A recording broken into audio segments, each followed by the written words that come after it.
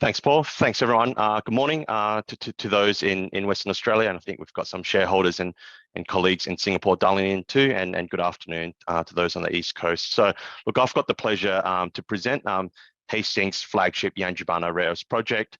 You can see on this picture on our cover page, this is a campsite that we're developing in the Gascoyne region. It's a 300-man campsite. We've got 128 beds installed, and we've got 180 to complete. So I'll step through some of the slides on our unique and tier one rare earths project. So next slide, please. So that's just a disclaimer. We can skip that. So we just want to recognize it's NAIDOC week this week. Hastings, we did celebrate this occasion. We had a smoke ceremony just outside our office in the CBD on St. George's Terrace in Perth. And Hastings just wants to acknowledge the traditional custodians of all the lands on which we operate and recognize their unique cultural heritage, beliefs, and connection to these lands, waters, and communities. We pay our respects to their elders, past, present, and emerging. Next slide, please. So this is a quick snapshot. So to the right of this slide, you can see Perth, which is the capital city of Western Australia. About 900 kilometres north of Perth is the Yangbana mine site. So that's where our rare earth mine site is located. We'll build a beneficiation or concentrator plant there to produce a concentrate, which will start generating revenue in Q1 of 2025. And we've got our Onslow plant, which is in an industrial park, which we'll develop later to produce a further downstream carbonate product. So I'll talk about rare earths just for the broader audience in the next couple of slides. But on this slide, we've got a few of the key snapshots. So we've got 129 million as at Q3 in Australian financial year terms. We'll finish the year over 100 million, and that will be reported shortly. We've got a market cap of over 200 million. We've got funding and investments via convertible note of 150 million, and that has been provided by one of Australia's largest mining funds, which we use to acquire an interest in a Canadian company, which I'll talk in the next couple of slides as well. So we'll just move on to the next slide. So our key investment thesis here, we've summarized it into 5 key areas. So as Paul mentioned, we'll be the next rare earth asset in Australia. We do have a world-class, deposit, which makes us a tier 1 asset. It's 17 years life of mine based on reserve alone. One thing unique about the Yangbana asset is that we have a high and unique proportion of neodymium and praseodymium, which is 2 of the rare earth elements, which are high in demand and is used in electric vehicle motors and wind turbines. And that high proportion, which we have an average of 37% over the life of mine and up to 52% is close to double of some of our peers. And that drives the economics and valuation of our company. So that, it's a good segue to our investment thesis here. Independently, we have got some market consultants to rank where we sit on a global cost curve and global margin curve, and we'll be ranking the first to second, which means we'll be one of the most profitable rare earth assets, rare earths mines, once we come to production in 2025. We've got a mine to magnet strategy. So as I mentioned, with 150 million investment that was made through one of Australia's largest family offices, Tatarang, and their mining arms called Wailu. And those funds were used to buy a 20% stake in a TSX, a Toronto-listed entity called Neo Performance Materials. They are a magnet manufacturer. So that really helps us to realize our mine to magnet our vision, and that feeds into the green thematic. So our product goes directly into electric, goes to permanent magnets, which is used in EV electric motors and wind turbines, which is high in demand, and the market and the global position on that will move into a deficit scenario in the next couple of years and continue. And I guess we're development ready. We're fully permitted. We've got state approvals in Western Australia, so that's the Part 4 approval. Nationally or federally, we've got federal approval as well, so that's through the EPBC, and we're fully permitted to start construction. We've got all our primary approvals, and we've got 100 million that we've already sunk to the ground on early works. So move on to the next slide. So in terms of ESG credentials, I'll project is a greenfield project, and we will comply to best practices. So we have already been reviewed against World Bank standards. So the World Bank, which sits in Washington, have developed 2 sets of principles, the Equator Principles 4 and the IFC performance standards. We have been reviewed against both, and we will be complying with the criteria as set out in those policies. We do have an ESG rating, so Sustainalytics. Most of you are aware, our ratings agency, we've been ranked 4th out of 159 diversified metals and mining companies. We've got a gold EcoVadis rating. And not only does our product feed into the electrification and EV energy transition, we will be using renewable power renewable power solutions at our mine site. So we'll be targeting approximately about 40 to 80%. It is a transition from a hybrid system of gas and solar and battery energy storage. So our target's initially 40% when we have a hybrid system with gas, moving potentially up to 80%, which is positive. We've got a few of the other stats just on the left-hand side, but yeah, we'd have to dwell too much on this slide. But the key note is that we tick all the boxes in terms from a sustainability and environmental perspective. Next slide, please. So just here's just a quick snapshot of rare earths. So I think we discussed earlier in this presentation around some of the critical minerals, copper, nickel, lithium, and I'll cover off on rare earths now. So rare earths, there's 15 elements, light and heavy rare earths. Of the 15 rare earth elements, the elements which are in that blue box in the middle of the screen, which are high in demand and goes into wind turbine electric vehicles, is praseodymium, neodymium, dysprosium, and terbium. So that's PR, ND, DY, and TB. 95% of our revenue comes from these 4 elements, which drive our economics and profitability. I think the IRA was mentioned earlier. So on top of the IRA, there's a critical EU Act that was announced earlier in the year. Australia, I think most people are familiar with the critical mineral strategy, and also in Japan, the Japanese government has announced some policies around that, and you've seen a lot of interest from Japanese trading houses coming into Australia. So I was in Barcelona a fortnight ago for the annual Rare Earths conference. There is a lot of interest and government support behind this. I think Mike Pompeo was one of the first presenters at the conference, and he was presenting around the need to build, strong supply chains in North America, and a lot of our product will, through our investment in Neo, will go into North American counterparties and feed the electrification story. So next slide, please. So look, we don't need to dwell on this slide. So I think the key takeaway on this slide is that the industry will grow at a compound annual growth rate of 7.8%. The majority of that uptick will come through permanent magnets used in electric vehicles and wind turbines. So I think you can see there it's close to 200% growth, and what we're expecting is that the EV drivetrains and wind energy will represent close to 60% of rare earth oxide demand for magnets by 2032. So we'll move on to the next slide. So this is just a quick depiction of the rare earths market. I was talking to a lot of the global market consultants, and the consistent views that we'll go into a deficit, a deep deficit over the next couple of years. So, in terms of Yangbana, which is our asset, to fill that gap, you need 13, Yangbana projects to come online, permitted, funded with offtake agreements to fill that gap, to meet that gap in terms of meeting the electrification and switch from internal combustion engine vehicles. Next slide, please. Okay, so in terms of our unique investment criteria and proposition, so on the left, you can see how we rank against a lot of our peers. We have a high proportion, which is very important in terms of whether your mine is profitable or not, of NdPr. So NdPr, out of the 15 elements that we have in our basket, represents 37%.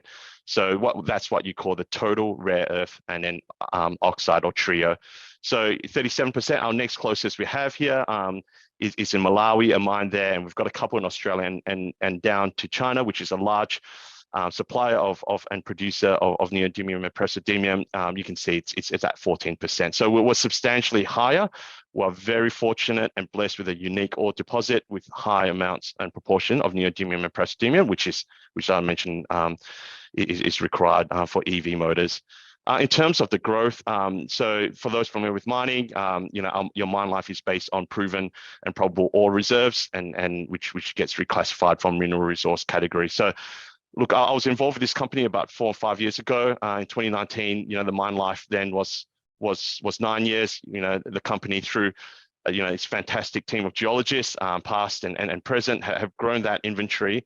From 9 to 12 to 15, and now it's a 17-year life of mine based on ore reserves. So, and that will continue to grow, both from resource to reserve conversion and new discoveries. Next slide, please. So here's just a quick snapshot. I think I mentioned earlier, this is the state of Western Australia, and that purple dot is where the Yangbana mine site will be located. We've just undertaken a comprehensive OPEX and CAPEX review. We de-risked the project by going to a fixed price EPC contract with GR Engineering Services, which is a reputable engineering company in Australia. We've moved to a stage development strategy, so we'll produce a concentrate and get that early production re-rate that we expect in early 2025. So that's 18 months away to first revenue and first concentrate on truck or ship. Project funding has advanced, so there's a lot of government agency support and commercial banks and mining fund and debt capital market support. So I think in our previous announcement, we announced that we have 220 million already secured from the Northern Australian Infrastructure Facility. That was on a combined project basis. We've got 100 million that's been that was issued via letter of support from Export Finance Australia, which is Australia's official government agency or export credit agency for project finance. And we had two commercial banks, two reputable international commercial banks that have given us over 100 million in support. So we're assessing and refining our funding structure with a view to optimizing and closing that out by the end of this year. And final point here we've got is that we're on track to produce our first rare earth concentrate in Q1 of 2025. Next slide, please. So here's just some of the early works that has occurred. So 100 million has already been invested in early infrastructure works. It's actually a lot more than 100. 100 million is the CAPEX component. The company has had a successful track record of raising capital. We've raised 415 million to date. A lot of that has been underwritten through our brokers, and we've got 100 million cash at bank at the moment. So in terms of the key milestones that's occurred, the Yangbana airstrip has been signed off. That was in May. We can now land a 70-seater aircraft. The Sip Pond well bore field has been completed. The site access road, the communication towers and backbone has been installed. The campsite, as I mentioned on our front cover, that's underway with 122 beds already completed, and then 180 beds underway. And a lot of the long lead items have been procured, and it's on its way. So you can see here, the Finnish group Metso Outotec, we were procuring our SAG mill from them. You can see that shell being delivered now. It's on its way to Western Australia. Next slide. Okay, in terms of the financial metrics, so our initial stage 1 concentrate product that we'll produce would generate an NPV post-tax ungeared 11 basis of a 530 million. So that's the NPV based on the concentrate cell. We've announced a tolling and processing and offtake construct with our strategic partner, Neo Performance Materials.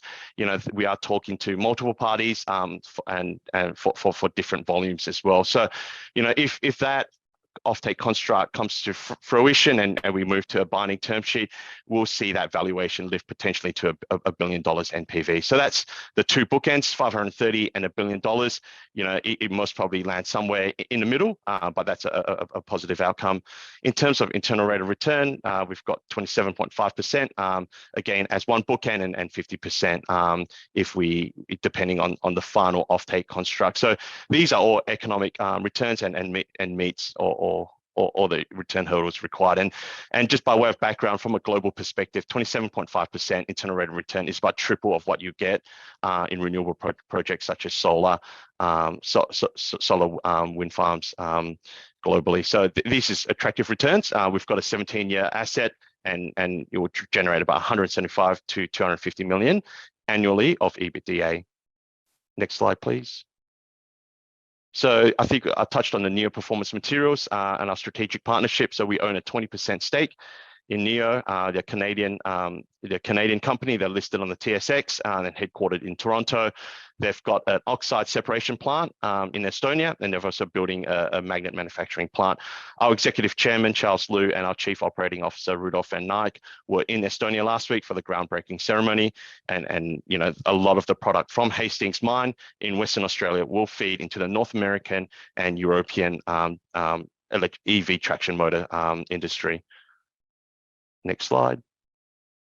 Okay, so yeah, I've got Neo here in terms of who will we sell our product to. I think if you've been following the Hastings stories, we had a lot of good success in attracting and developing partners with a lot of offtake partners. So ThyssenKrupp, which is a tier 1 German trading company, we've got a binding framework agreement for 10 years around the supply of up to 60% of production for the first 5 years and 30% from year 6 to 10. Schaeffler is a German OEM, and Solvay, which is a French company. They're restarting their plant in La Rochelle to produce oxide. So look, we've got a number of advanced offtake agreements, and we're looking forward to close that out and to complete our funding as well.